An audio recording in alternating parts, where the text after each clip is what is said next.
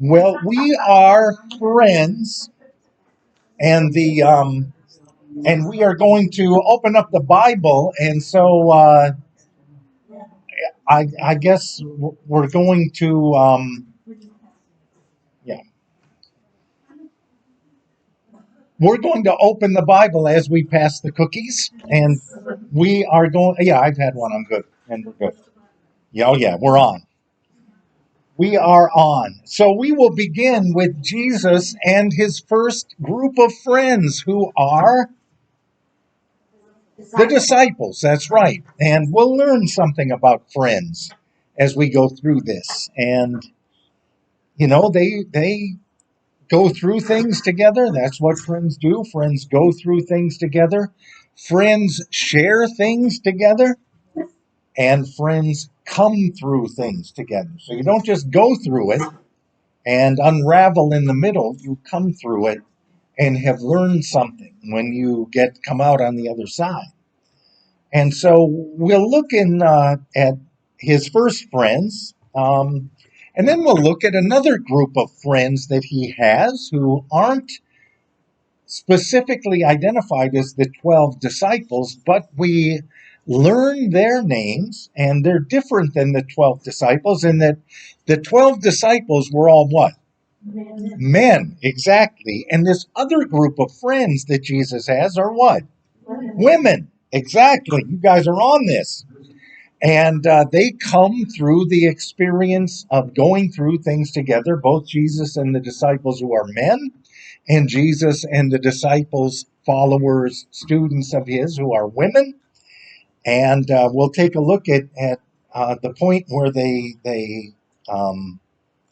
come to the hardest place to continue forward, which is the events of Holy Week and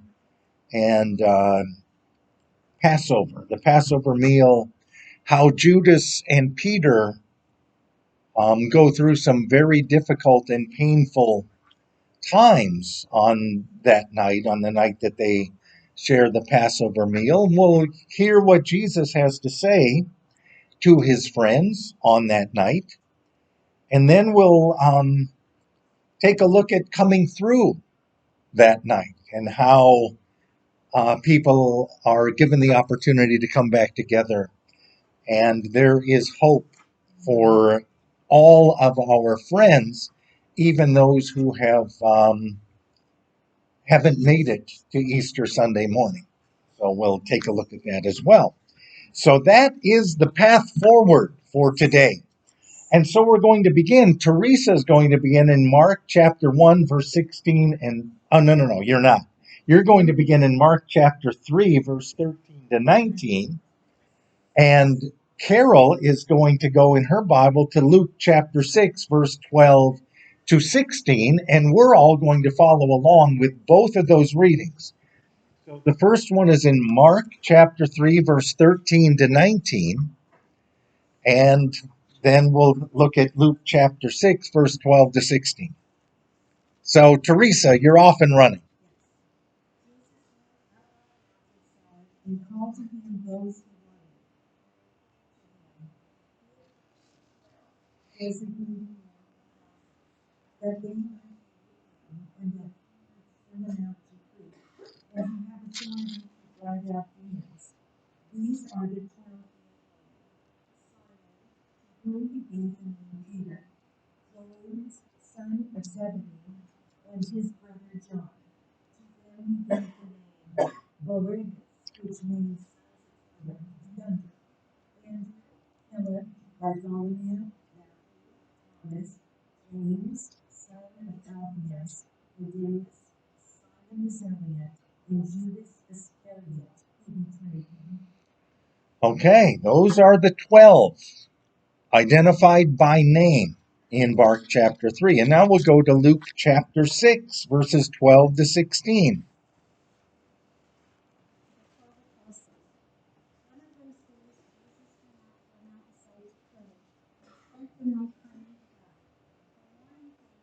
His disciples and chose 12 of them, whom he also chose. him with apostles. Simon, whom he named Peter, his brother Andrew, James, John, Philip, Bartholomew, Matthew, Thomas, son of Alphaeus, Mhm. Simon, who was called the Zealot, the son of James, and Judas Iscariot, who became a traitor. So, do we know much about these guys? Some of them, these names are familiar to us. Peter, we know. Andrew, James and John. Now, this is a different James than the letter of James, because that's James, the brother of Jesus. So, Peter and Andrew, James and John, Matthew, the tax collector, Judas, the betrayer, Thomas, the one who doubted. Bartholomew is, yeah, he is, and I believe Bartholomew is AKA Nathaniel. Is that right? Yeah, is that right? Nathaniel isn't listed.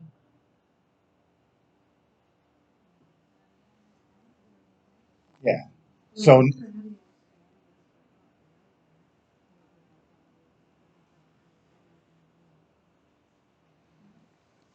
and so Philip, we know because Philip shows up in John's gospel, and he's the guy who it's never enough. You know, I've got 5 loaves and 2 fishes. Oh, that won't be enough. Um, at the Last Supper, Philip says, Jesus, show us the Father, and that will be enough. And Jesus says, I've been with you this long, Philip, and you still don't know me? If you have seen me, you have seen the Father. I am enough. 5 loaves and 2 fishes, it's more than enough. And so Philip is the not enough guy. Thomas is the one who doubted, but Thomas is also the one who questions the wisdom of Jesus returning to Jerusalem, to the vicinity of Jerusalem when they're seeking to kill him, when Lazarus is sick and they go back to Bethany. And so we do know about these disciples. What's interesting about the naming of the friends in Mark and in Luke aren't so much that the names are different, it's all the same people. But it's kind of the how it happens in Mark and in Luke. If Laverne, you read Mark chapter 1, verse 16 to 20, that's the first call. That's the initial call of Jesus to his disciples before he gathers them together and sends them out. So in Mark chapter 1, 16 to 20.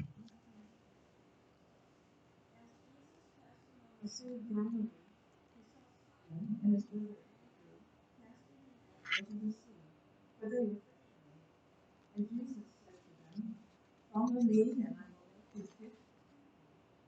And immediately they left their nets and followed him. As they went along farther, saw James, son of Zebedee, and his brother John, who were in their boat gathering the fish. Immediately he called them, and they left their father Zebedee in the boat with the hired man and followed him. Okay, so that's Mark 1, 16 to 20. And if you look at the Gospel of Mark, what has happened in the Gospel or in the lives of those first disciples who are called, the first friends who are called, what has happened before that event? John the Baptist comes, Jesus is baptized, he goes out into the wilderness for 40 days, he returns preaching, the time is fulfilled, the kingdom of God is at hand, repent and believe in the gospel. That's what happened. And then the call to Peter, Andrew, James, and John. It's like right now, Jesus comes on the scene, boom, the call comes. In Luke, the call happens a little differently. John the Baptist comes, Jesus goes into the wilderness for 40 days, he comes out preaching, but then Jesus goes to Nazareth and preaches there. The Spirit of the Lord is upon me because he's anointed me to preach good news to the poor. The people in Nazareth get upset. Who is this? Who does he think he is? Kind of thing. And they go to throw him off the cliff at the edge of the city.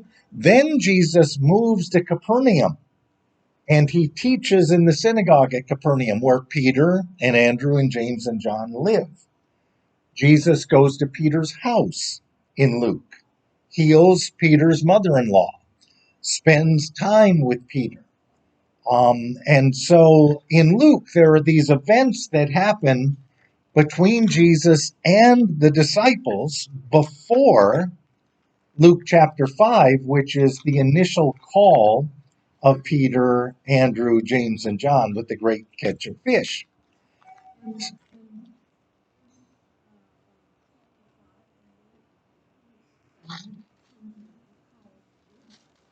Yes, so Matthew, the tax collector, he gets called, and then the 12 disciples meet on the mountain together, and Jesus empowers them and sends them out. But in Luke, there are these events that happen before Jesus calls Peter, Andrew, James, and John. He's in Capernaum, he's teaching in the synagogue, he's at Peter's house. They kind of know each other. And then Jesus asks them to cast into the deep water.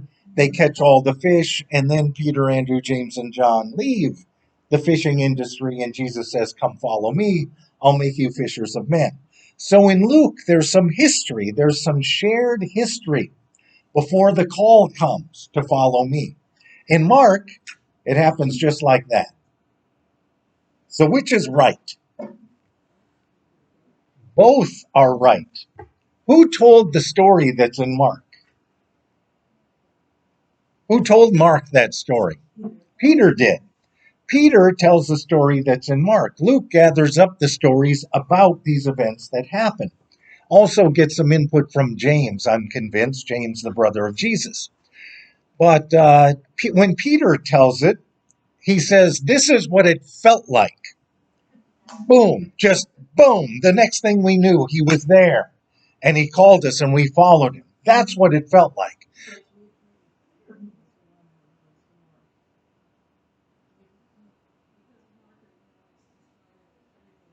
Exactly. Everything happens like boom. Yeah. Exactly. So Peter is impulsive, and he is recognizes that the impact in life, it just happens. You're going about your business, which literally he was. He was fishing. He was a fisherman. He's going about his business. And the next thing he knows, boom, Jesus has entered into his life and changed things. Yes. Is there a difference between calling and enlargement? Designated apostles. Well, yes, both of those things happen in succession, both in Mark and in Luke. Okay. Jesus calls them, "Come follow me, and I'll make you fishers of men." And then he gathers the 12, of whom those 4 first apostles are part of the 12. We know their names, we know about them, we get a sense of character traits and qualities as we read the gospel. And then Jesus sends them out. You are the ones I've chosen. In John's gospel, Jesus will say, you did not choose me. I chose you and have appointed you for this work. And that's true in all the gospels, although Jesus doesn't come right out and say it. Jesus chooses his friends. So there, yeah. Where some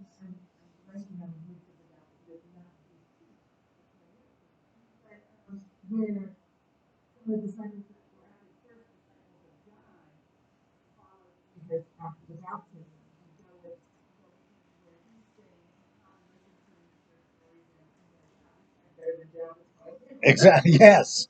And so there is a sense that Andrew and probably John and James are probably disciples of John the Baptist. And then Andrew goes and gets Peter, says, we found the Messiah, come and see him. Yeah, and so they come together, and then Philip and Nathaniel also as part of that. Nathaniel's from Cana in Galilee. Yeah. One more question. Yes. So, yeah, I don't know if I've heard this, but question in my mind. So, these, when he calls them, they are disciples. But, the appointing of the Hmm. apostles, when Jesus appointed the 12, doesn't make them to be apostles. So these disciples became apostles. Yes. A disciple is a student, a learner, Oh, a part of the inner circle. Disciple. An apostle is someone who is um, gifted and sent. okay. So to apostle is to send out. They are sent out. And so the disciples are the apostles. They're the same people, But now they're apostles. but now they're sent into the world. They're equipped, to preach the gospel and to drive out the darkness. Now they're equipped and then they're sent.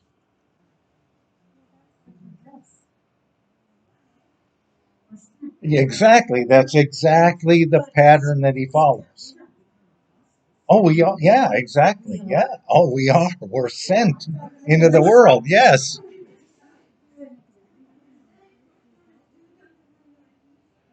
Uh, you could say that. Although, and if being a teacher means you're still a learner, that teachers continue to be students and then teach, and so the sending out of everyone comes after you go through some things, you share some things, you come through some things, and at the end of Matthew's gospel, go into all the world.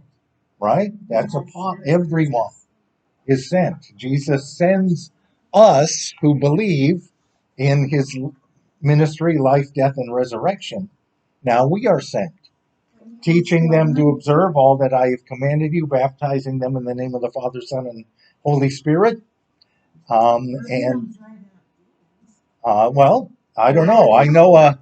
I know a preacher who was met in a hospital parking lot by a woman who said, my brother's in the hospital and he's sick and he's overcome by the darkness. I want you to go in, if you could, and pray for him to heal him and to drive out the darkness.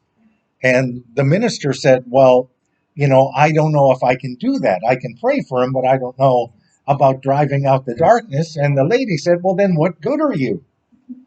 That's what we've been equipped to do, and we do it by faith. We don't drive out the darkness. God drives out the darkness. We don't heal anybody. God heals people. It is. It is an act of faith, and it depended on their faith to go out, and Jesus will send them out. And he'll say, go into the villages and the towns and preach the gospel and sit down and eat at the table with them, heal the sick, raise the dead, drive out demons and say, the kingdom of God has come near. And they go out and do it, and it works. They marvel, they come back, they say, I can't believe that this power was made manifest in us, but it's the power of God working in us through faith. So disciples are sent out as apostles, but it's the same people. The same people.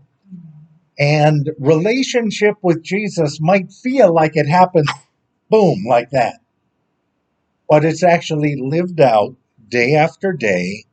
We learn about him, we hear about him, we, maybe know some things about him.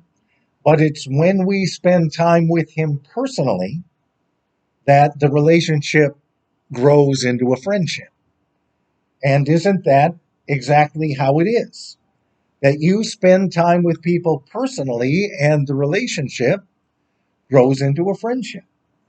And part of friendship is going through things together. You think about when you're a kid, you make friends because you're going through things together. elementary school, you're in school together, you're going through it together. Up through all the grades, you have your friends from sports, friends from activities, friends from music, friends from church. And they're your friends because you're going through these things together. And that works up until the end of high school, pretty much. And then at that point, all of those things that you've gone through together, you've come through them. And what happens to those friends?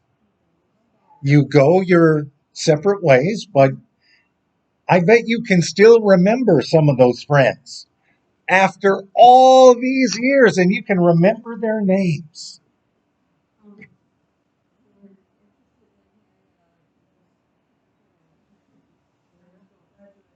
There. And I remember Ellie actually brought it to the event.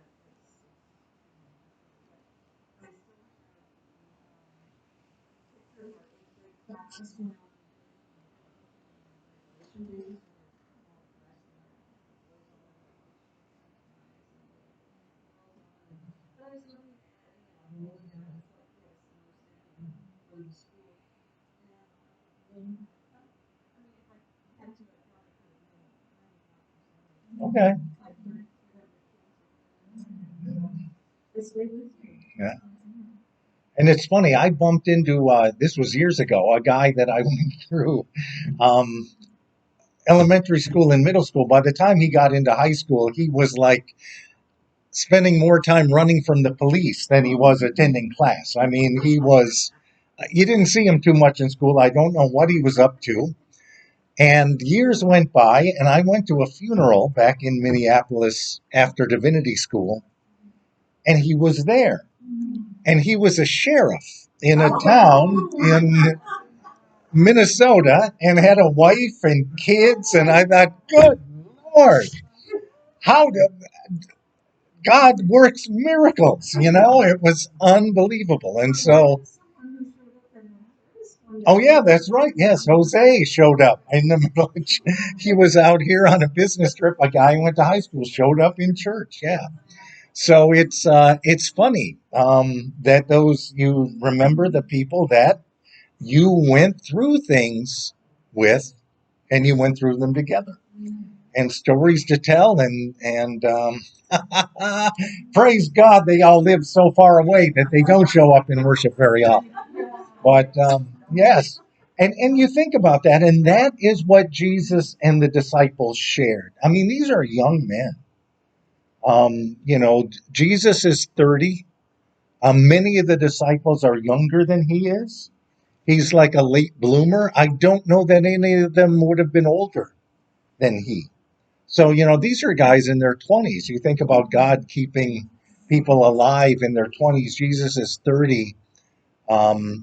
Peter and John probably in their 20s. Uh, in the fishing business yeah, there's two Judases.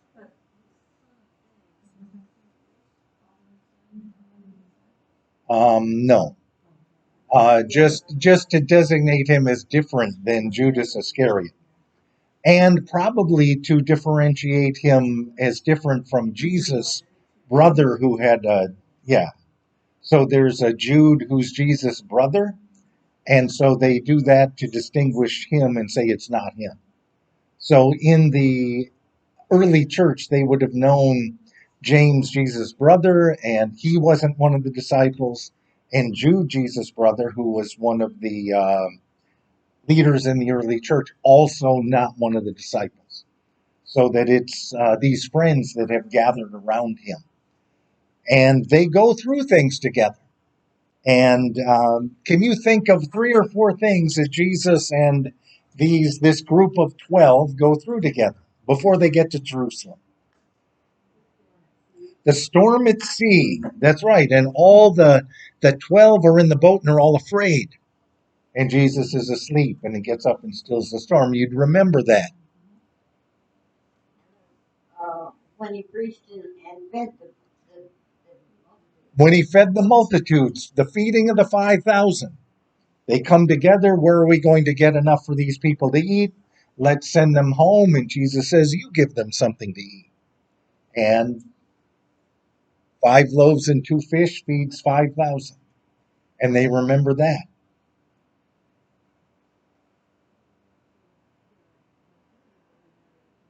The transfiguration, Peter, James, and John, up on the mountain of transfiguration. What's that?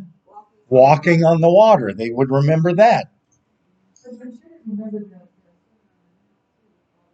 That's right. All the people gathered very early on, and Jesus stands up on the mountain and starts teaching about the blessing of God.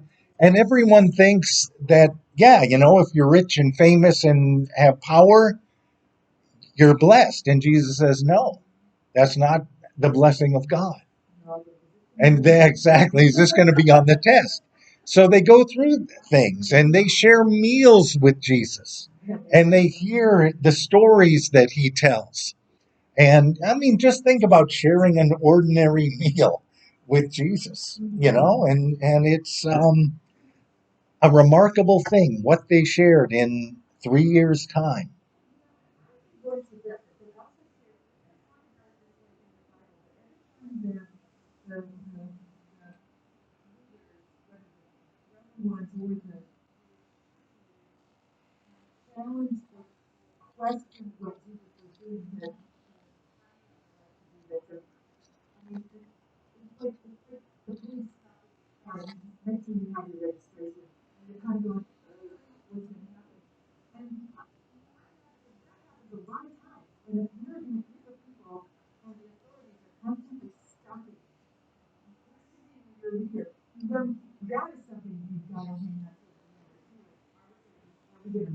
That's right. The opposition that came and them worrying that he's going to be arrested. John the Baptist was killed by Herod Antipas, and that they would have known that, and they would have felt that they were at risk. That's right. And so, just to fill out the picture that Teresa was asking this question about, okay, the disciples become apostles. Barbara, if you jump into Matthew chapter 10 and read 1 through 20, that is Jesus sending the disciples out, which is apostling them, sending them, and giving them instruction to do that.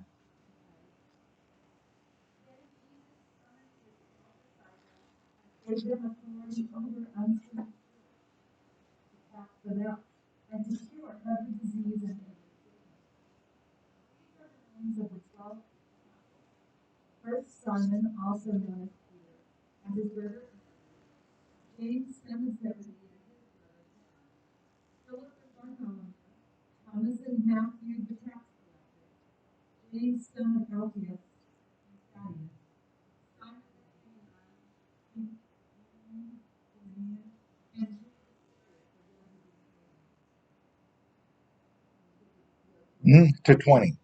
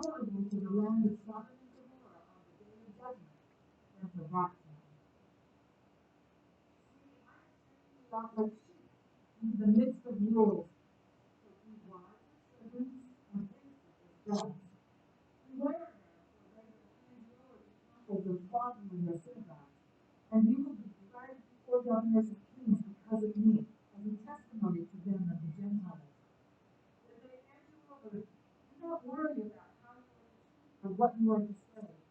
For what you are to say will be given to you at that time. For it is not you who will speak, but the Spirit of your Father speaking through you. So the disciples are sent, but Jesus is honest with them. And he says, this is going, you're going to face opposition. You're going to face rejection. And, then the day will come when you're doing this and you'll face arrest. And Where not to go among the Gentiles, mhm, or enter any kind of this. But on the road, if a Gentile or Samaritan came and mhm. they were discussed at us. Well, no, but to go into a town that was a Samaritan town or a Gentile town, because the customs and cultures would be very different. But if you were to encounter a person on the road, yeah, give to anyone who asks of you, and yeah, exactly. So but where you're going to stay and live and sit and eat is in the culture and the custom of the people of Israel, so that you have some common ground as you bring forth the promises of the kingdom of God and the power of God to bring healing. So Jesus is on this journey with these friends, and they're learning things as they go and sharing things with him as they go. So it isn't like they stay in, 10th grade the whole time. He brings them through. They come through the initial learning period. They're still learners, but now they're teachers and they're sharing. And so it's only a few years that they go through this. It's kind of like roommates in college. If you spend a year living with someone, it gives you a perspective on them and they get a perspective on you, and you grow in closeness and in deeper understanding. And that's what Jesus is sharing with his disciples, his friends, is this is what we're going through. And this is what we're going to go through. And is he right? Is that what they go through? Yeah, absolutely. And so it will become increasingly difficult to continue to maintain the trust and connection of friendship with Jesus, because it's dangerous. That's right. And the pressure brought to bear is profound. So it is not until after that they are told to go out into the whole world. Into the whole world. Not until after the resurrection. That's right. Yes, they get the Holy Spirit quickly thereafter, and empowered by the Spirit, out into the world they go. Now, Judas keeps coming up, and he continues to be identified as the betrayer. I mean, early on, the betrayer, do you get his name? The betrayer. That's how he's known. Exactly. They don't know that at first. They only know that when they tell the story. At first, he's just Judas. He's Judas, one of the 12. And if you were going to be concerned about any of them, you wouldn't be concerned about Judas, one of the 12. You would have been concerned about Simon the Zealot. And why would you be concerned about Simon the Zealot? He was a zealot. He was a political reactionary who carried a little dagger in his belt and, went around killing Romans. And so that's the guy you would worry about. Exactly. This guy is going to get us into trouble. So they identify Simon as the zealot, which is, this was the guy we were worried about in Judas, is the one who broke everyone's heart, but Peter as well.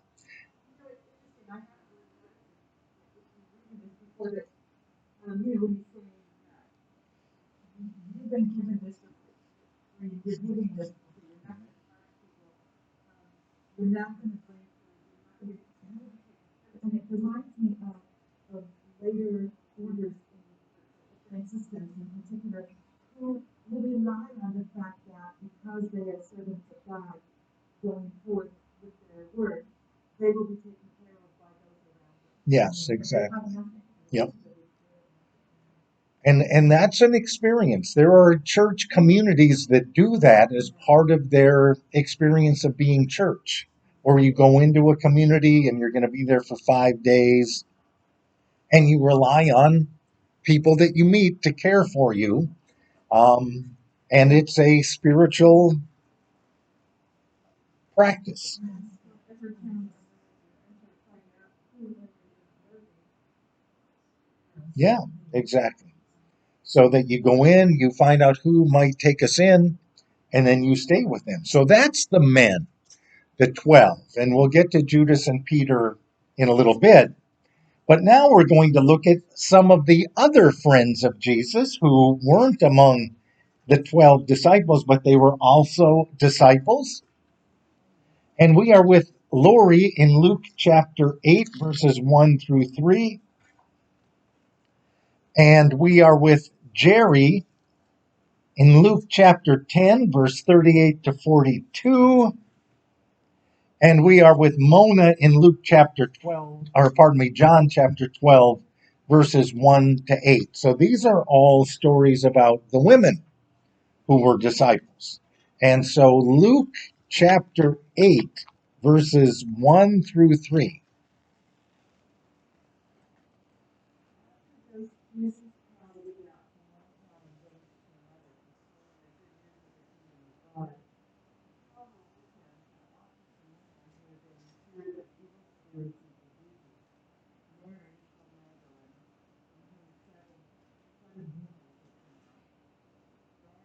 the life of Lazarus,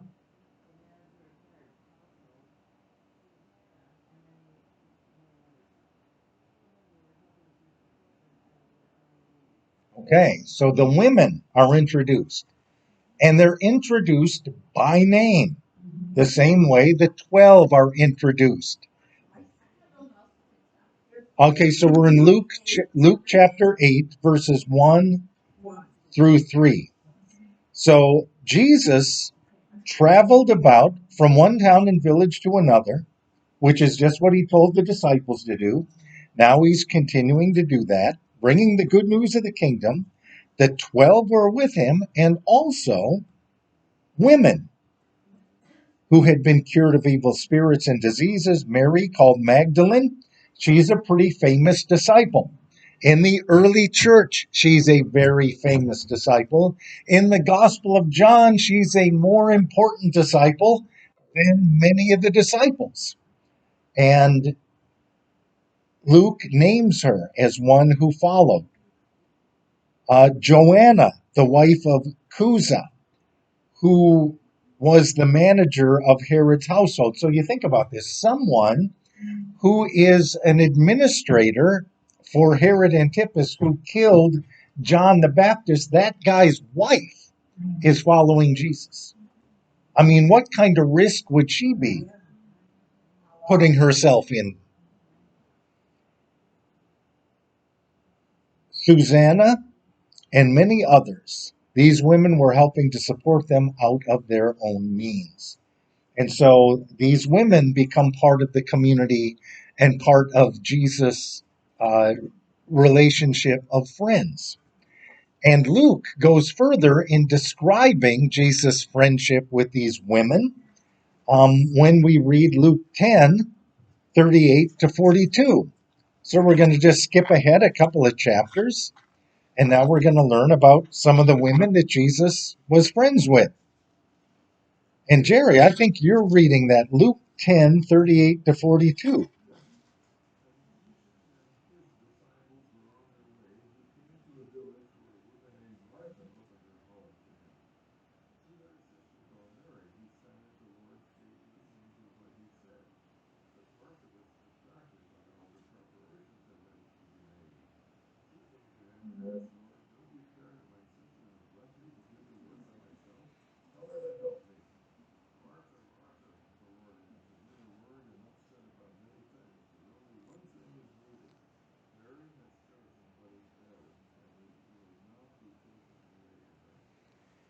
Mary and Martha,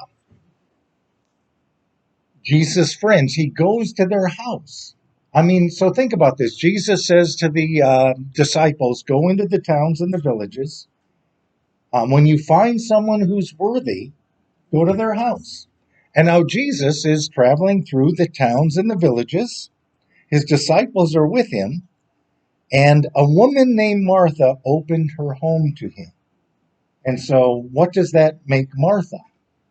Someone who is worthy, someone who is a disciple, someone who opens her home, not just to Jesus. I mean, this is dinner for like 15, right? So, okay, you guys come in, Jesus and 12, so that's 13, and Mary and Martha, that's 15.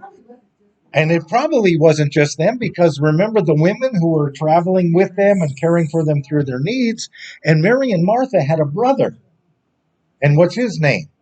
Lazarus. He is not mentioned in this story, because what help has he been so far in this narrative? No, but Jesus goes to the house and he gets to know him. And Lazarus becomes a friend of Jesus. But apparently he is not much help to the disciples or the group. He's got the home, his sisters, and he's no help to his sisters. But he's a friend of Jesus. And John tells that story in greater detail. And it gives you a sense that John must have felt a kinship or a friendship with Lazarus. And so John tells the Lazarus story. Or maybe he knew him from before. It could be that John may have known him from before, because John has Jerusalem connections, and Mary and Martha and Lazarus live in Bethany, which is not far from Jerusalem. And so he may have known him from before. But Lazarus kind of reminds me of my uncle that we used to go and visit in Pennsylvania. I would spend the summers out there, and and I would leave to go out to the farm right after school got out. I have about 3 or 4 days of summer vacation. Then one of my uncles would pick me up and drive from Minnesota to Pennsylvania. I'd spend the summer at the farm, and the last week in August, before Labor Day weekend, my mom would come out to pick me up, drive me back. But when my mom would come out to pick me up for a week, there would be relatives coming to the house to visit, to say hi to her, because she grew up there, she knew all of them, and they would be coming to see my mom. They couldn't care less about me, but they'd come to see her. So they would come to the house and they would arrive, and my Uncle John would get up and leave. He would be somewhere doing barn work or tending to the animals, and it took him exactly as long as it took for all those visitors to leave before he came back in the house.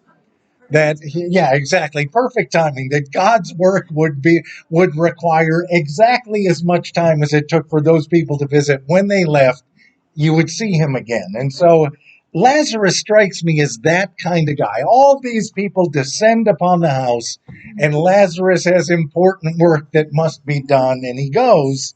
And then when they all leave and move on, then he comes back and finds his place in the house again. And that he doesn't put up an obstacle to their participation, but he doesn't feel a need to be a part of it. And that's true until he dies, and then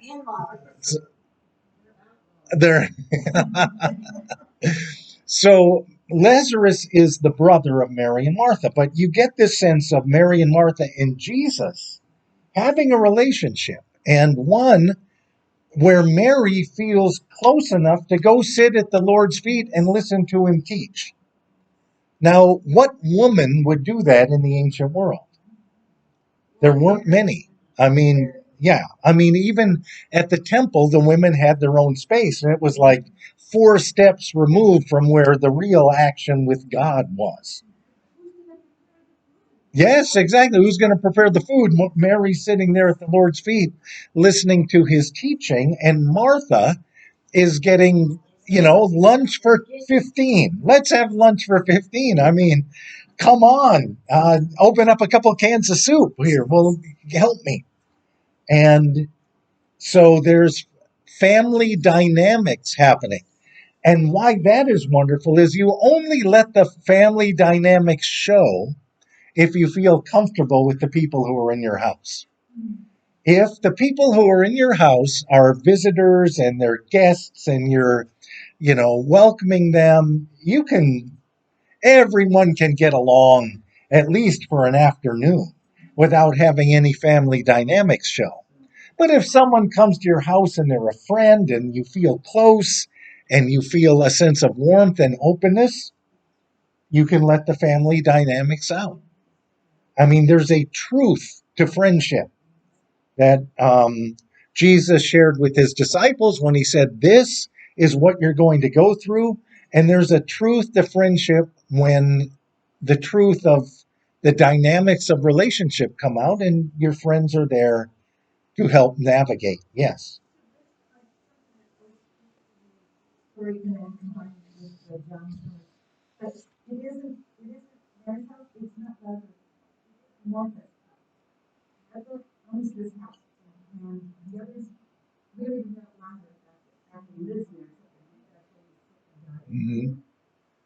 And as the owner of the house, the one who must serve you and welcome, that has the responsibility Mm-hmm. is to have all that food that is ready for these people.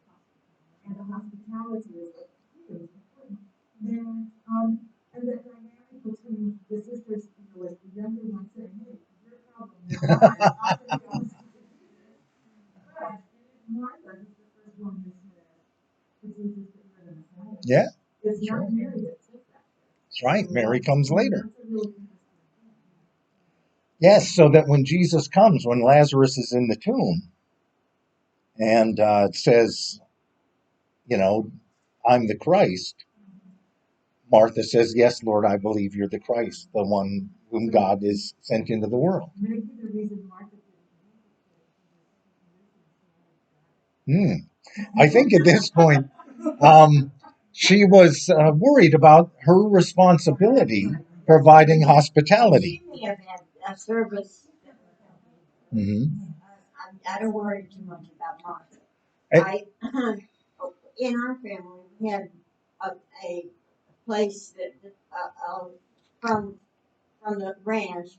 It was about 10 miles away, and it was a family house. And my relatives from Arkansas would come out every year and spend at least a month up there. And it was mom's job to get it ready for them, clean it up and do whatever. I spent a lot of time sweeping floors and making beds and stuff like that. And but Dad was busy at the ranch, and maybe he would come up and have dinner with us a couple of times, but that was it. Yeah, yeah. And but there were the in-laws also, and Uncle Edward and Uncle Philip would try to tell Dad how to run the ranch, and he wasn't buying any of that. So they, I think they got along all right, Good. especially Uncle Philip. But but um, it was a separate little family affair, and Mom was in charge of doing whatever that needed to be done. And so it was living the reality of the family dynamics Yeah. when you came together. And Now, they always brought their black cook with them as well. The only black person in Delta County. also part of the family, I'm sure. Now, think about this. Have you ever been with a friend and they shared a truth with you that wasn't, for public consumption? A truth, the way Mary and Martha are being genuinely themselves with Jesus. And he sees that and he helps navigate. But when a friend shares a truth with you about what's happening in their life, how precious is that? And what does that say about the quality of the friendship? It is. It's a tremendous amount of trust. And those truths are very fragile things. And that, confidentiality and trust is, people can be broken if we break the trust. You think about that it's, That's what friendship does if you allow it to grow to the depths of what it can be, is that moment of, I'm going to share a truth with you. And then the next hard truth is Lazarus dies. And now how do we get through this?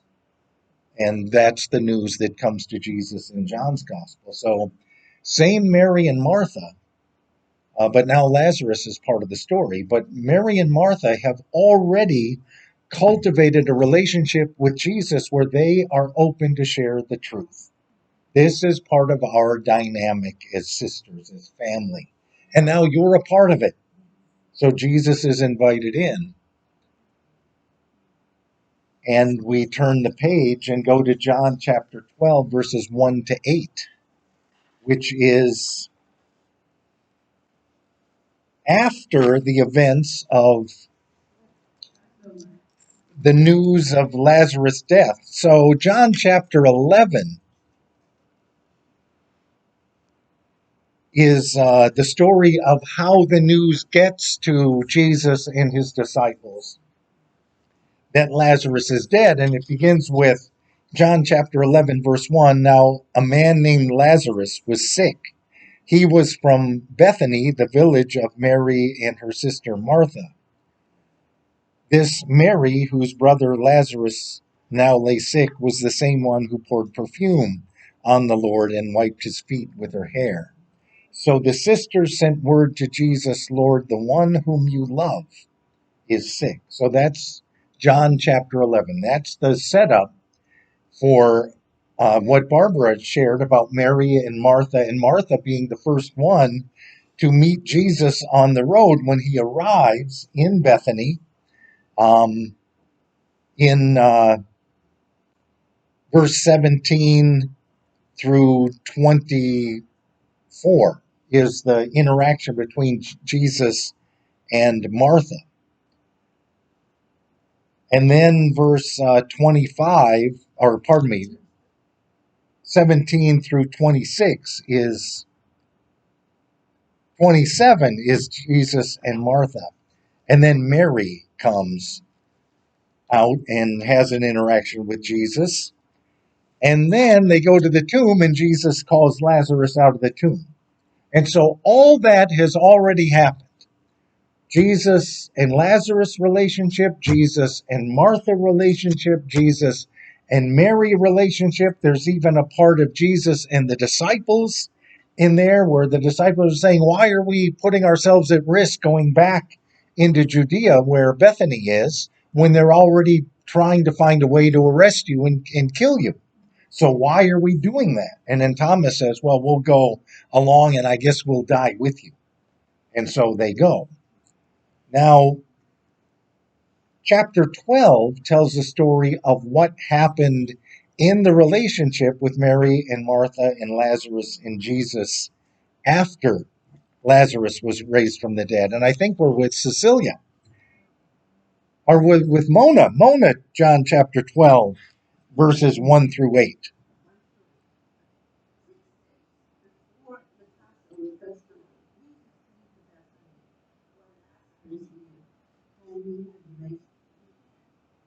There was supper was given among the guests with Jesus.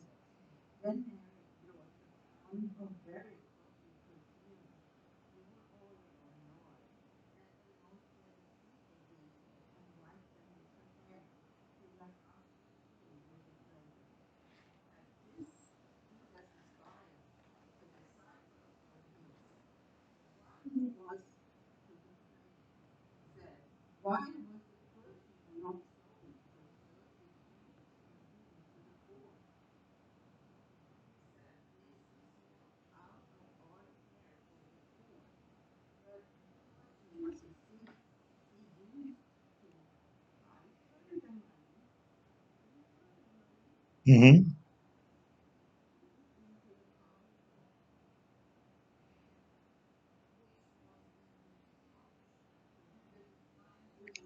Yeah, of the money. Yeah. In John's gospel, Judas is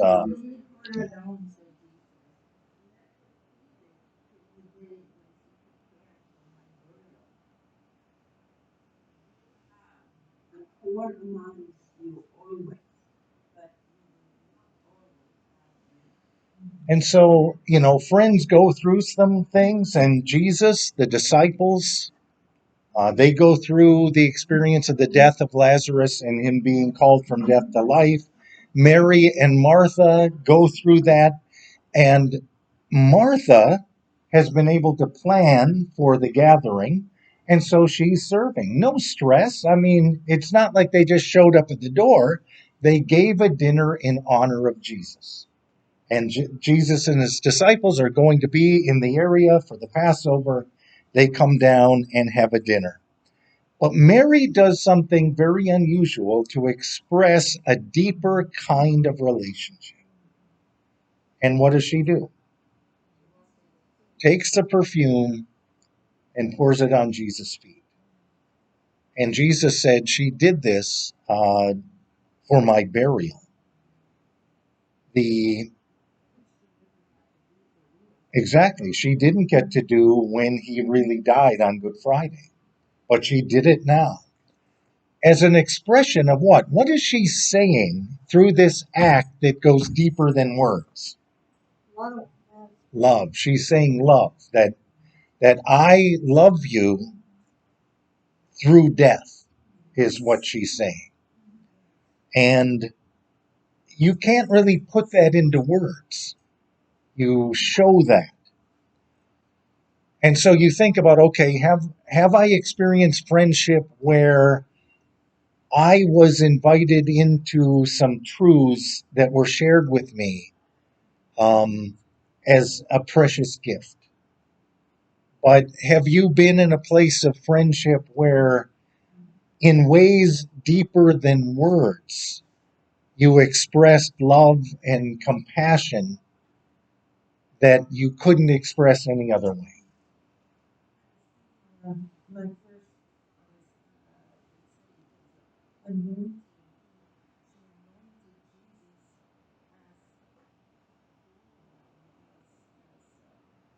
Jesus as anointed him.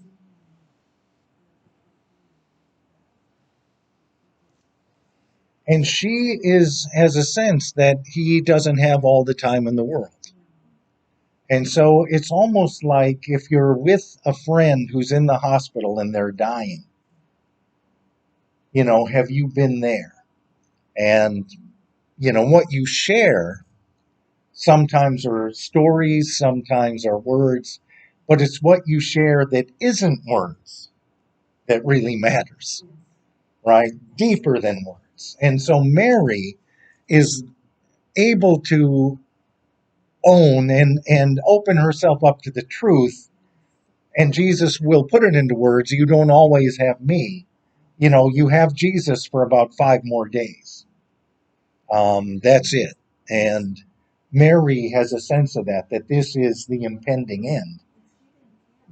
And she didn't care what others thought. And so there at Jesus' side as the end is coming. And she shares with him her expression of love. And that's what friends do.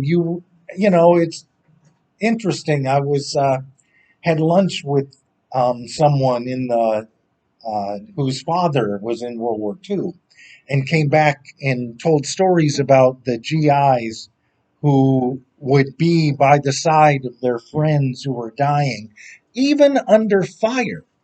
That they wouldn't leave the side of one of their friends who was dying on the battlefield, even while they're being fired at because of that connection.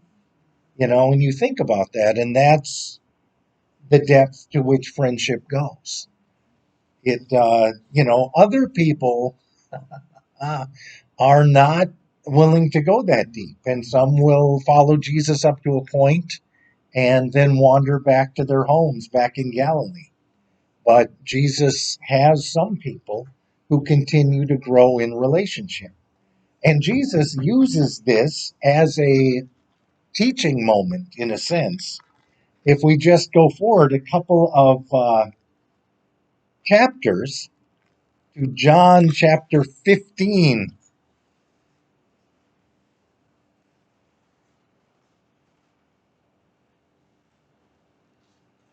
And Cecilia, we're with you. And it's Jesus talking with the disciples and basically saying, what Mary did at Lazarus' house, do that. But he doesn't say it exactly that way. So John 15:1-17. I am the true vine, and my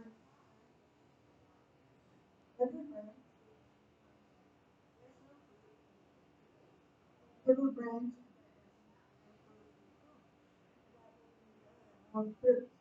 You are by the word of his abide in me, and I am in you.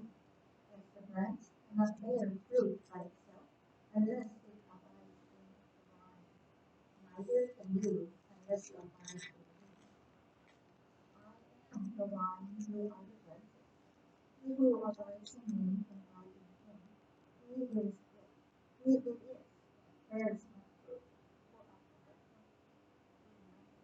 do nothing. Whoever does not abide in me is as a branch and withers. And the branches are gathered and thrown into the fire and burned.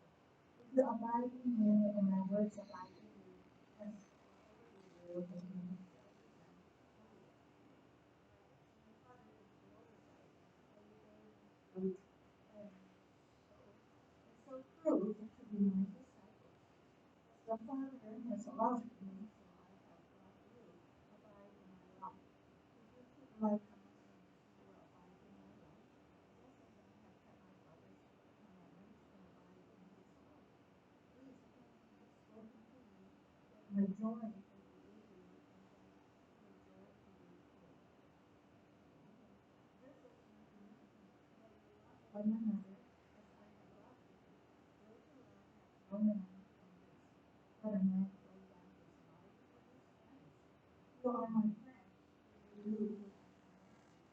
No longer do I call you servants, for the servant does know what his master is doing.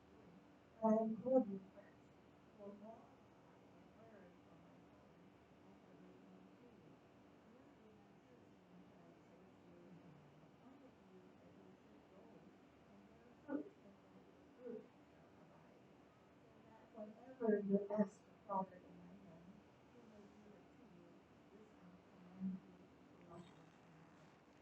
I no longer call you servants, now I call you friends. This is what friends do. Friends lay down their lives for one another.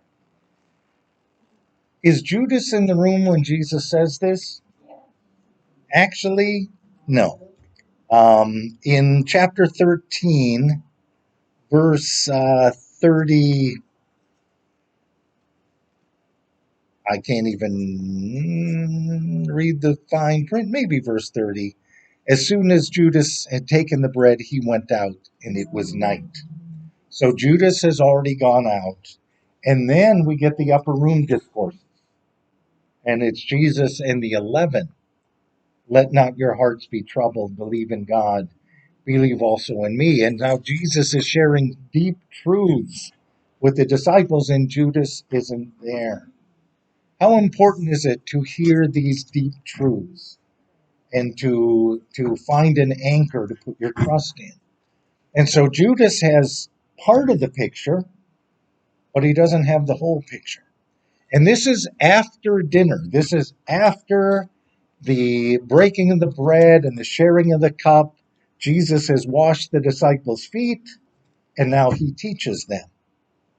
And Judas is not there for these teachings. But the depth of where relationship goes is, to give your life for your friends. And, friendship can go that deep. Now, what happens to Judas and to Peter is laid out in the Gospel of John and in the Gospel of Matthew. And we're going to read what happens from the Gospel of Matthew, and I printed out those pages because it's Judas and Peter kind of in counterpoint. The events are happening. And, Peter was there for the lessons. Peter heard the promises of Jesus after supper. Judas wasn't. Judas is out doing what he does. So we are going to begin in chapter 26. I gave you the whole thing, but we're going to start in verse 14 and go to verse 35.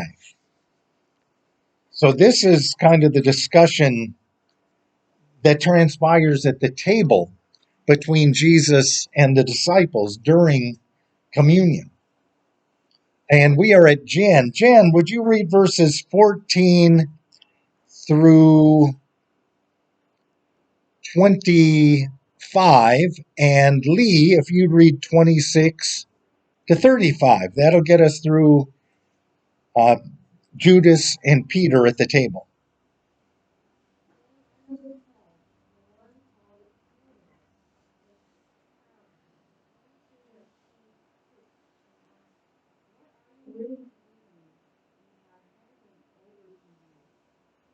So we come to very similar point. From then on, Judas walked for a month, and on Thursday,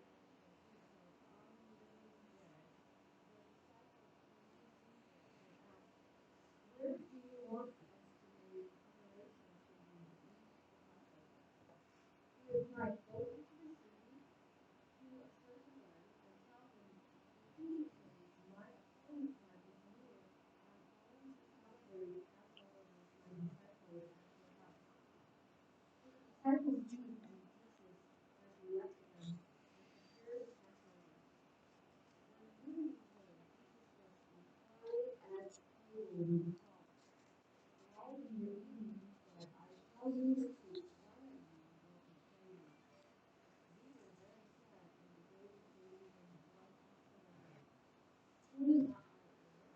Jesus replied, the one who has meat to kill, even though it is me, will betray me. The Son of Man is there as it is written about him. For also that man who betrays the Son of Man, they will prepare the way which you have not even done. He is the one who is betraying himself. Truly, not I, Lord. Jesus answered, yes, you Lord. And actually, keep going down to 29. We're eating, Jesus took bread, gave thanks, and broke it, and gave it to the disciples, saying, take and eat, this is my body. Then he took a cup, gave thanks, and offered it to them, saying, drink from it, all of you, this is my blood of the covenant, which is poured out for many for the forgiveness of sins. I tell you, I will not drink of this fruit of the vine from now on until that day when I drink it anew with you in your Father's kingdom. Okay, so we'll stop there. So this is the Judas event with the disciples. They're together with Jesus. They have come through things, they've shared things, and now they're going through something, and they're going through a very painful truth. Surely one of you will betray me, in verse 21. And they became greatly distressed and began to say to one another, surely not I, Lord. And Jesus answered, the one who has dipped his hand into the bowl with me will betray me. The Son of Man goes, it is written of him, but woe to the one by whom the Son of Man is betrayed. And Judas says, surely not I, Rabbi. And he replied, you have said so. Because that, who knows? Yeah, there is no way to know why Judas says, surely not I. That maybe Judas didn't believe at that point what he was doing was a betrayal. Maybe he thought it was a hastening of events. And also, Jesus was saying at that time, whoever the person that does this will be done to when they were born. And I think at that point, Jesus still thinks that what he's doing is actually for the best. For the good. And he can't believe that the rest of his life he only wished he was never born. Yes. Yes. And, but woe to you And woe, blessed is like joy, and woe is pain. This is going to bring tremendous pain. And then what's interesting is in verse 26, while they were eating, is Judas still there? Yes, Judas is still there. Jesus took the bread and blessed it and broke it, gave it to his disciples. Take and eat, this is my body. Is Judas still there? Okay. Then he took a cup, and after giving thanks, he gave it to them. Drink from it, all of you, for this is my blood of the covenant, which is poured out for many for the forgiveness of sins. Judas is still there. I tell you, I will never again drink of this fruit of the vine until that day when I drink it new. The two most important words in Matthew's gospel at the Lord's table, till I drink it new with you. Is Judas still there? Yes. Till I drink it new with you. Exactly. That Judas will come through this, and they will be at the table again. But the pain that he will go through is beyond expression. And here's the thing. This is the thing that we come to terms with about being friends. Jesus knows the pain that Judas is going to go through, but he doesn't stop him. He lets him do it. Do friends do that? God allowed Jesus to go through that pain. And Jesus allows Judas to go through that pain. Tremendous pain. So you see, we think we're helping because we stop the pain. Emotional pain, personal pain, life struggle, and we think we're a good friend and we're going to go and we're going to help by making the pain stop. But does that help? No, you go through it. You go through things and you come through things together. And Jesus is saying at the table as he breaks the bread and shares the cup, and Judas is still there, he is saying, not only are we going through this, but we're going to come through this. And we will be together at the table once again. And that's true for all the disciples, especially Judas. So they go through it, but they're going to come through it. And what they come through is tremendous pain. And that's a tough thing. That is a tough thing to own as people who, remember John 15, love one another. So how does love one another coincide with when people choose the path of pain? You can't intervene and stop it. They follow that path until they come out the other side. It is a brutal reality, but I think that's the truth. I think that's the truth of friendship and the truth of relationship. That if there's someone you love and they are determined to be self-destructive, can you stop them from doing that? No. You can love them through it and find a place to connect on the other side.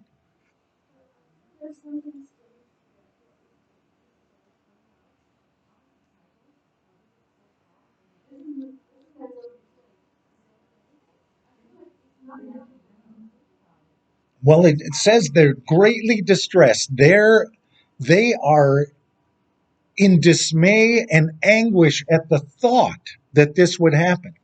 And the other disciples are looking at themselves saying, is this me? Could I be capable of this? The short answer is yes, they could be capable of it. And so the other disciples aren't so concerned about Judas in that moment as they are about themselves. Is it I, Lord?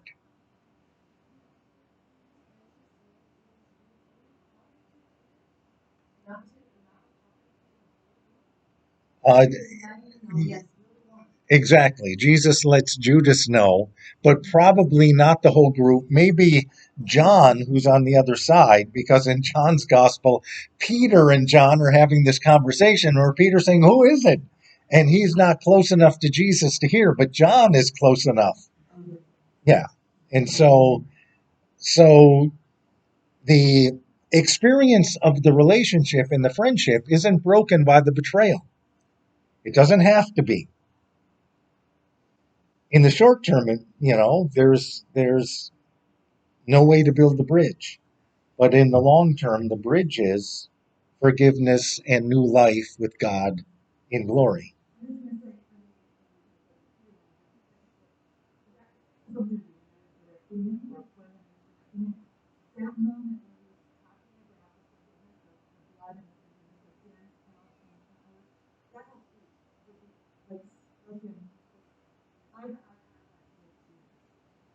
And it's a special message for Jesus.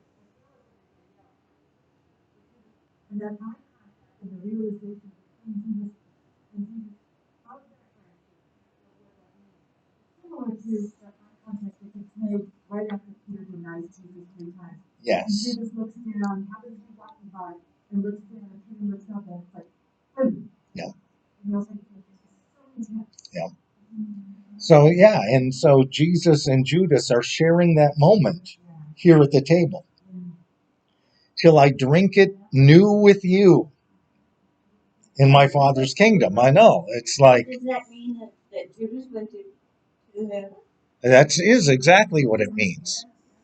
It means that he is caught up in the promise of forgiveness that is shared at the Lord's table. He doesn't know it, but on the other side of Saturday, he's... Really? Yes. So there's the brokenness in the relationship with Judas, which breaks your heart because Jesus clearly loves him. And I love Barbara's idea of eye contact. I won't drink from the fruit of this vine again until the day I drink it new with you, which is plural. But looking at Judas to say those words, in my Father's kingdom, we will be together again. That it may feel like it's the end of the world, but it's not the end of the world. And the new world is dawning.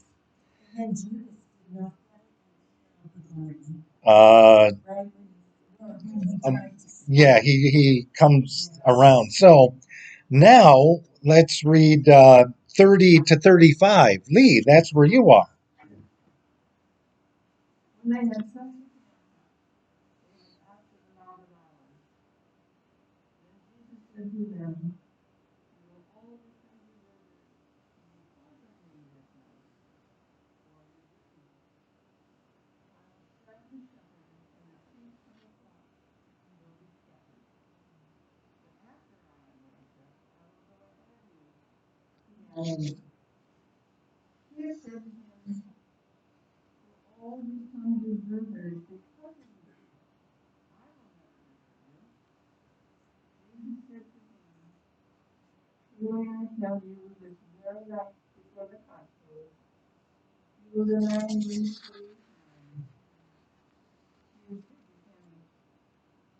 No, I must die with you. I will not deny you. Okay, so they become deserters. Judas becomes the betrayer, the one who hands him over. So now they go to the garden. Jesus prays, let this cup pass. And then we go ahead to verse 47, and Jesus is speaking. And while he is still speaking, Judas, one of the 12, Judas is still one of the 12, even in the act of betrayal, arrives, and with him a large crowd with swords and clubs from the chief priests and the elders of the people. Now the betrayer had given them a sign saying, the one I will kiss is the man, arrest him. And at once he came up to Jesus and said, greetings, Rabbi. And he kissed him. And Jesus said to him, friend, do what you are here to do. And they came and laid hands on Jesus and arrested him. And then there's this conflict between Peter and one of those who has come to arrest Jesus. And Jesus is arrested. And in verse 56 it says, but all this took place so that the scriptures of the prophets may be fulfilled.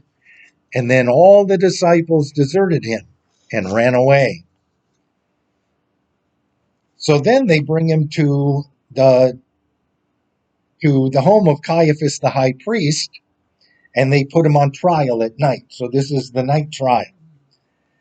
And They do it at night so nobody will see him. they do it at night so no one will see him, and so that in the morning, when they can really have a legal trial, they will have charges to bring against him. So they're putting him on trial at night so that they're ready to move quickly when morning comes. And we'll look at some of this next week when we look into conflict and opposition. So while Jesus is going through the trial at night, I will read 65, 66, 67, and 68, and Sally, you will read 69 through 75, which is the Peter part of this. So Jesus is being questioned at the home of the high priest. Tell us if you are the Messiah, the Son of God. That's verse 63. And Jesus says, you have said so. But I tell you, from now on, you will see the Son of Man seated at the right hand of power and coming on the clouds of heaven. So Jesus is making a profession of faith in the glory of God being fulfilled in him. Then the high priest tears his clothes. He has blasphemed. Why do we still need witnesses? You have heard his blasphemy. What is the verdict? And they answered, he deserves death. And they spat in his face and struck him, and some slapped him, saying, prophesy to us, you Messiah. Who is that who just struck you? Now Peter was sitting outside in the courtyard. A servant girl came to him and said, you also were with Jesus the Galilean. But he denied it before all of them, saying, I do not know what you're talking about. And he went out to the porch, and other servant girls saw him. And she said to the bystanders, this man was with Jesus of Nazareth. Again he denied it with an oath. I do not know the man. After a little while, the bystanders came up and said to Peter, certainly you are also one of them, for your accent betrayed you. Then he began to curse, and he swore an oath, I do not know the man. At that moment the cock crowed. Then Peter remembered what Jesus had said, before the cock crows, you will deny me 3 times. And he went out and wept bitterly. So the relationship is unraveling. Peter is letting his fear get the best of him and direct him. And he denies 3 times that he knows who Jesus is. And Peter goes out and weeps bitterly. Now, Barbara, if you would read Luke 22, 54 to 62, this is where Luke adds a little something to the story that is, yes, it's really beautiful, but painful. I mean, you talk about the pain that Judas went through. This is the pain that Peter went through. Luke 22, 54 to 62. Then they seized him and led him away, bringing him into the high priest's house. But Peter was following at a distance. When they had kindled a fire in the middle of the courtyard and sat down together, Peter sat among them. And the servant girl, seeing him in the firelight, stared at him and said, this man also was with him. But he denied it, saying, I don't know him. A little later, someone else on seeing him said, you also were one of them. Peter said, man, I am not. Then about an hour later, still another kept insisting, surely this man was also with him, for he is a Galilean. Peter said, man, I do not know what you are talking about. At that moment, while he was still speaking, the cock crowed. The Lord turned again to Peter. Then Peter remembered the word of the Lord, how he had said to him, before the cock crows first, you will deny me 3 times. Lord turned and looked into his eyes. So Jesus is on trial, but Peter's on trial too. It's just he doesn't know it. And Jesus maintains his faithfulness to God, and Peter, being Peter, lets the fear get the best of it. And then he goes out and weeps bitterly. So Peter and Judas, why do they do what they do? They're afraid. Fear. Why do friends break the hearts of their friends? Out of fear, out of jealousy, out of anger, selfishness, misunderstanding, confusion, afraid of what others might think of them. And why do people do it? Because they're people, they're human. Peter and Judas shared all these common experiences with Jesus. They went into the depths of relationship. They were there together at the table when Mary and Martha and Lazarus threw a party, and Mary goes and anoints his feet and dries them with her hair, and the perfume fills the house. And they're both there as Jesus is saying, my time is short. They're there at the Lord's table when Jesus says, this is my body, this is my blood. And because they're human, they allow these things, confusion, misunderstanding, fear, selfishness, to bring about brokenness in the relationship. And it was their relationship with Jesus that had sustained them for 3 years. And now the relationship is broken, at least on their end. On Jesus' end, is it broken? No, not broken. On their end, it's broken. And how is there a way back for them? Jesus is the one who provides the way back. So Peter goes out and weeps bitterly. And that's the last we hear of Peter until the resurrection. Yes. Yes. He does it for money. Yes, exactly. He feels remorse. And that's what we're going to read in chapter 27. Yes.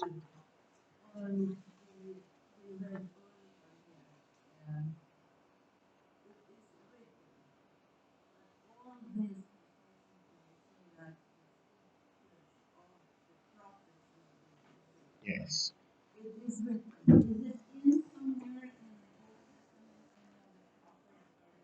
Yes.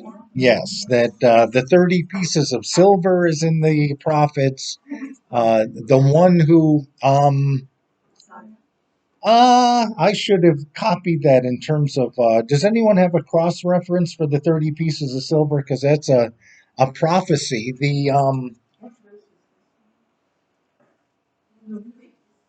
And the one who has eaten bread with me has turned against me is out of the Psalms.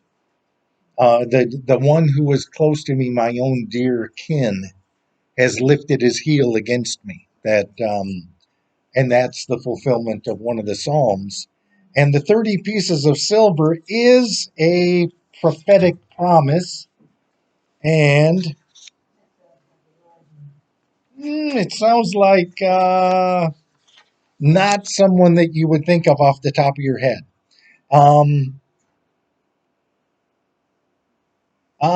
Maybe Zechariah 11, 12, and 13, and maybe Jeremiah in a couple of places. But let's see, maybe Zechariah 11, 12, and 13.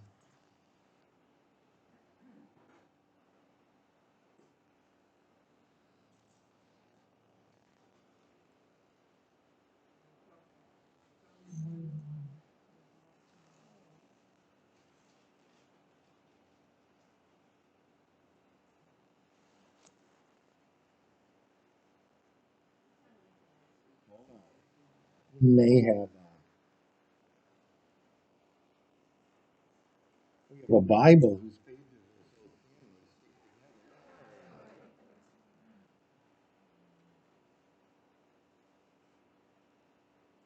are Zechariah 13. Zechariah 11, 12 and 14. It was revoked on that day, and so the afflicted of the flock who were watching me knew it was the word of the Lord. I told them, if you think it best, give me my pay, but if not, keep it. So they paid me 30 pieces of silver. And the Lord said to me, throw it to the potter, the handsome price at which they priced me. So I took the 30 pieces of silver and threw them into the house of the Lord to the potter. And 13. Yes, exactly. So Zechariah would be the scriptures for the 30 pieces of silver, the Psalms for the my bosom friend has lifted his heel against me for the betrayal. And so all these things are unfolding. Peter, broken, realizes what he's done, realized that Jesus saw the truth in him and sees the truth about himself that he didn't see before. Now, Judas also in chapter 27, verses 1 through 10, is what happens with Judas and Teresa. Would you read 27, 1 through 5, and Carol 6 through 10? Matthew 27.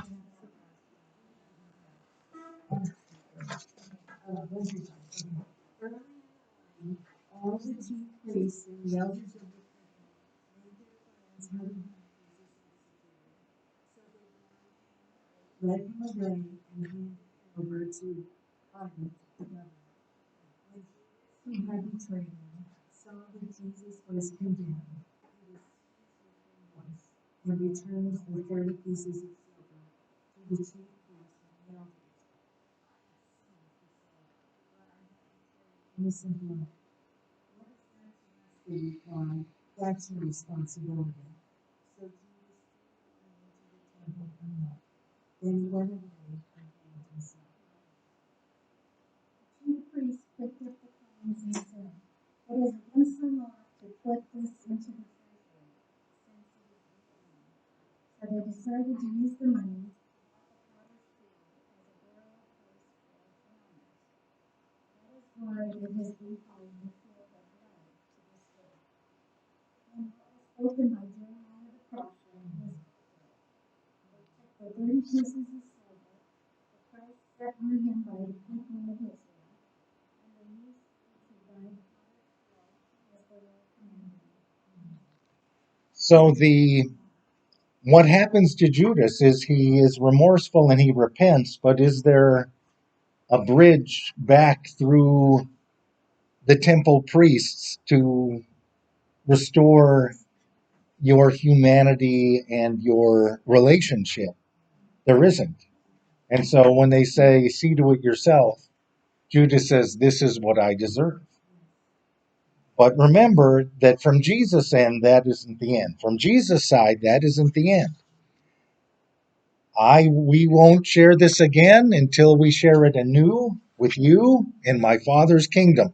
That's his word to Judas. Now his word to Peter is in Mark chapter 16, verses 1 through 8. And it's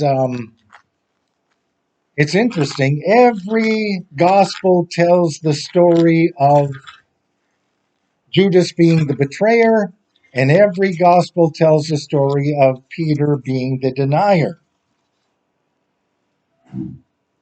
So Mark 16, 1 through 8. Laverne, you have this.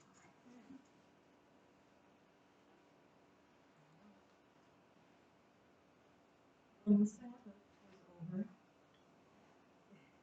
Mary Magdalene, Mary, the mother of James, and Salome. Okay, so some of these people are familiar to us from the friends of Jesus who went through the journey with him, and now they've come through it with him, and they're on the other side on resurrection morning. They brought spices so that they might go and anoint him. And very early on the first day of the week, when the sun had risen, they went to the tomb. And they were saying to one another, "Who will always open for us when we look into the tomb?" When they looked up, they saw that the stone had been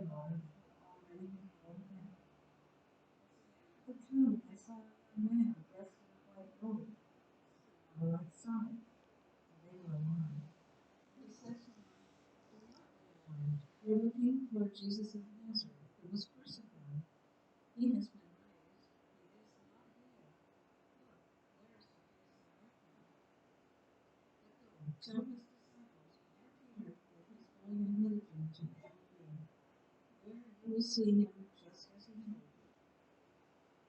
So they went out and from the tomb, terror and amazement and seized them.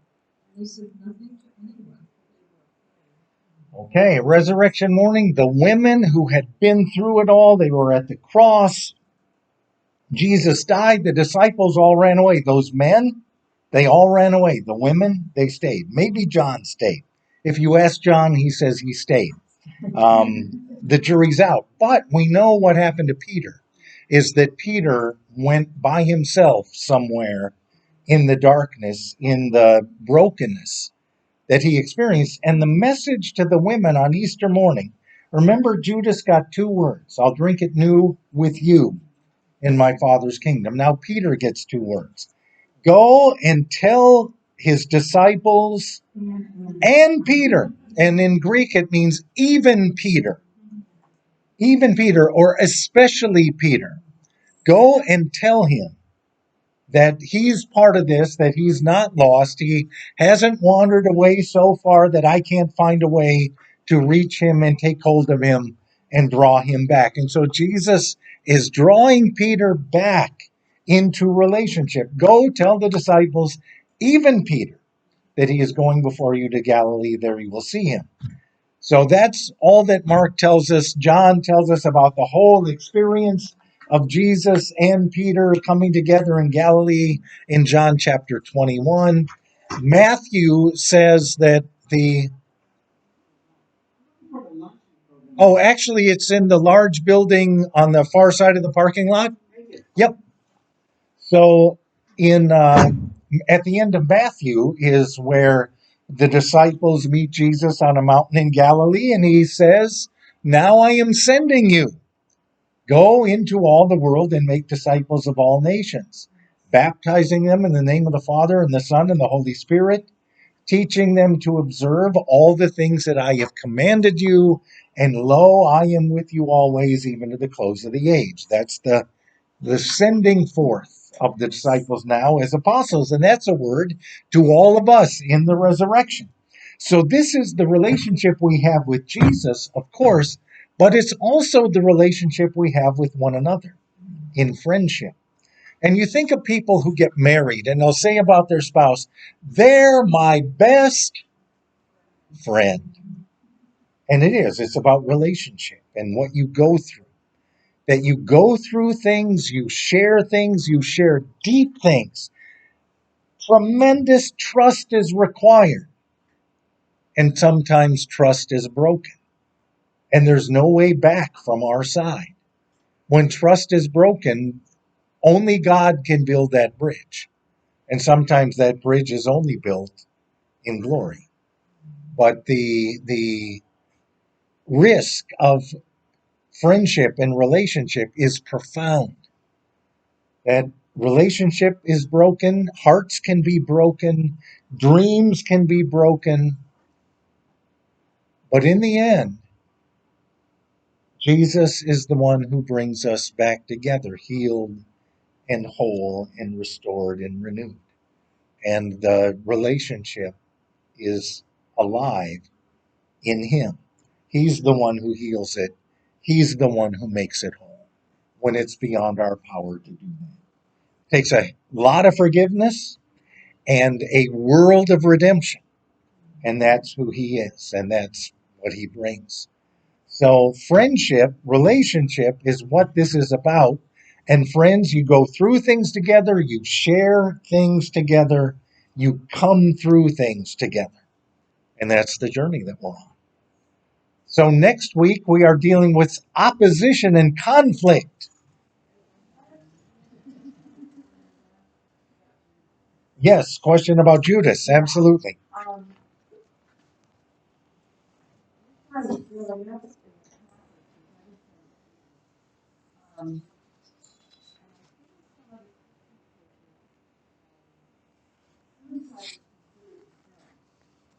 I was growing up, suicide didn't happen. Very, very. Where does that idea come from? If you commit suicide, Yeah, exactly. That's a good question to bring up with someone who approaches suicide from that theological perspective. That, theologically, is there, Paul argues this. He says, I'm the chief of sinners. I've done the worst. I killed Christians for being followers of Jesus, and I have been redeemed. So he says, I'm the chief of sinners.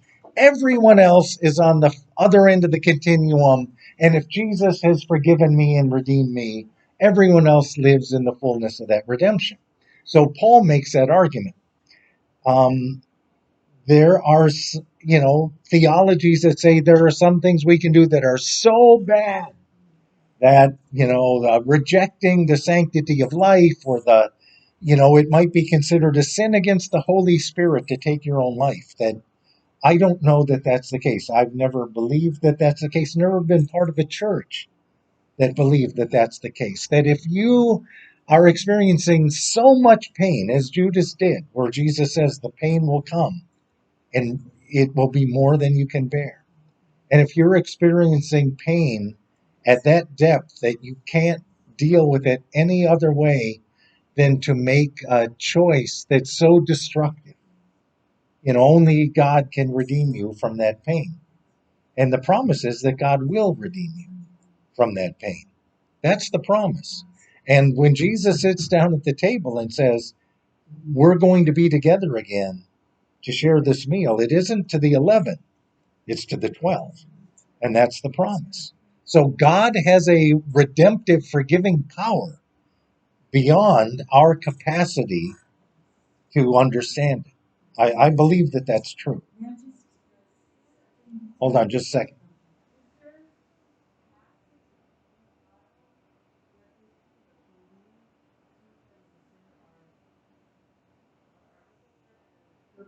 You would really have to ask someone who approaches, yeah, that I don't know of one that I would read that I would interpret that's in the New Testament. There may be Old Testament passages where there are people who take their own lives and face condemnation. That may be the case, but I'm not familiar with that. Yes, exactly. Yeah, that could be. Yeah, Teresa. growing up in the Catholic Church, what the Bible says.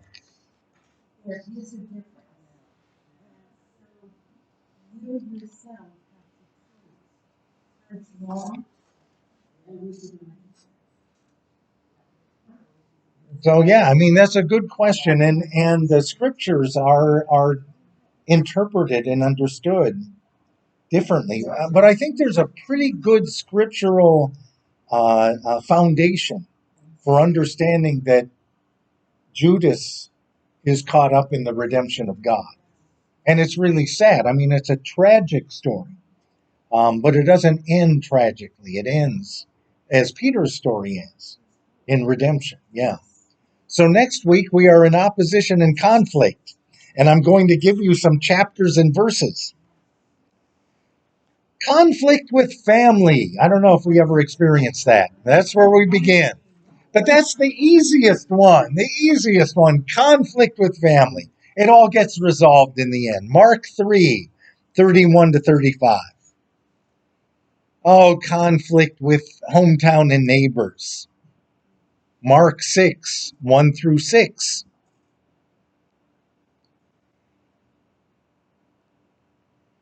Conflict among the disciples.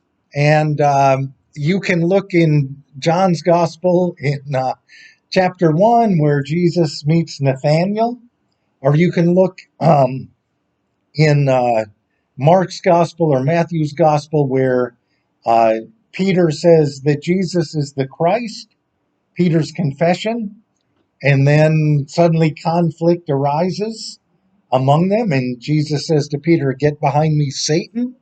So you might take a look at that too, that those are two options, the Nathaniel option in John chapter 1 and the Peter option in, I believe it's in Mark 8. Get behind me, Satan. Then we start to deal with some of the groups who brought opposition and conflict to Jesus. The Pharisees, John 9, 1 to 41. The Scribes, Mark 2, 1 to 17. Scribes, yes. The scribes are like the media. That's who the scribes are. They're the media. You know, the scribes didn't have any legal authority. They were just the ones who could write. And so in an illiterate culture, they were the people who would write, "This is what you need to know." And it would be posted, or they'd write legal documents, things like that. So the scribes are like the media saying, "This is what the people in the know want you to know." And they'd write it down. And then it would be shared. Yes, exactly. So the Pharisees, John 9, 1 to 41. The Scribes, 2, 1 to 17. Yeah, the scribes are the ones who pass on the narrative that the people in Jerusalem want you to know. So it's either news or fake news, depending on how you read it. Sadducees, Mark 12, 18 to 27. The Sadducees are the old money. They're the people who are part of the priestly leadership in Jerusalem. Mark 12, 18 to 27. The high priest, John chapter 18. And then Pontius Pilate, John 19, 1 to 16. Only Rome could crucify people. The Jewish leadership in Jerusalem couldn't crucify anybody. And so if Jesus is to be crucified, it's Rome that is required to do that. And so we'll look at Jesus' interaction with Pontius Pilate in John 19, 1 to 16. So that is opposition and conflict, and it comes early. You'd think Jesus would have a little bit of time to get his feet on the ground and start preaching the good news. But the conflict comes early, at home, with his disciples, with the scribes, and the Pharisees. And we'll talk a little bit about who each group was and how Jesus went through the conflict and the opposition. In the knowledge that Jesus told his disciples, "You will always have the media, but you will not always have me. In the world you have tribulation, but be of good cheer, I have overcome the world."